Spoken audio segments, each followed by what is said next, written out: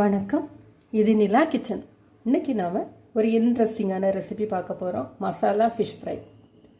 இது பார்க்குறதுக்கும் நல்லாயிருக்கும், சாப்பிட்றதுக்கும் நல்லாயிருக்கும். நான் இன்றைக்கி பாறை மீனில் பண்ணுறேன்.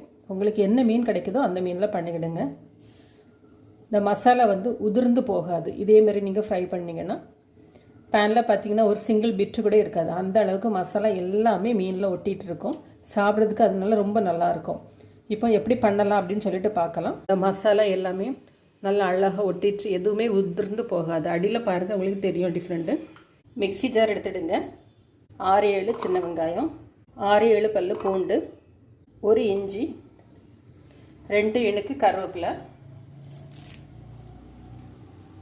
1/2 டீஸ்பூன் நல்ல மிளகு, 1/4 டீஸ்பூன் தனியா பொடி, கொஞ்சமாக மஞ்சள் பொடி, 1/2 டீஸ்பூன் மிளகாய் பொடி. இதோட மீனுக்கு தேவையான அளவுக்கு உப்பு சேர்த்துடலாம். ஒரு 1/2 டீஸ்பூன் போடுங்க உப்பு. பாதி எலுமிச்சை.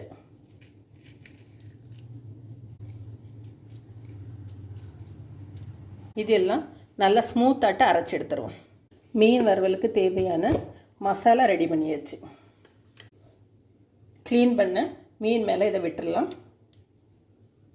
எல்லா மீன்லேயும் நல்லா கோட் ஆகிறாப்புல மசாலாவில் பெரட்டி ஒரு 1/2 மணி நேரம் ரெஸ்ட் பண்ண விட்டுடலாம்.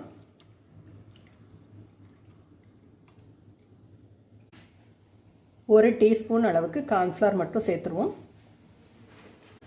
எதுக்காக அப்படின்னா இந்த மசாலா எல்லாம் பைண்டிங்காக கிடைக்கிறதுக்காக. இப்போ இதையும் மிக்ஸ் பண்ணி அப்படியே ரெஸ்ட் பண்ண. மசாலா எல்லாம் நல்லா கோட் பண்ணியாச்சு.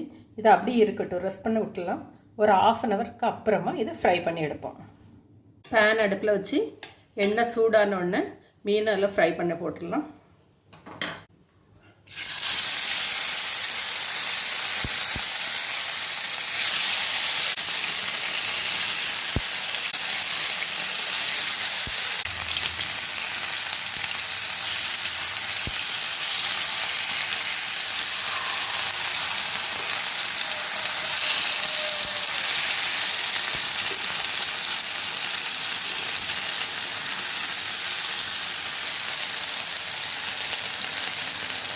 ஒரு பக்கம் வெந்த உடனே இன்னொரு பக்கம் மாற்றி போட்டுடலாம். 2 பக்கமும் நல்லா கோல்டன் கலர் வந்த உடனே எடுத்துருவோம்.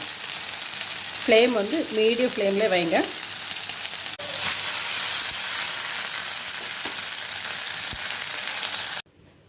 ரொம்பவும் ஒரு டேஸ்டான நம்மளோட ஃபிஷ் ரெடி ஆயிடுச்சு.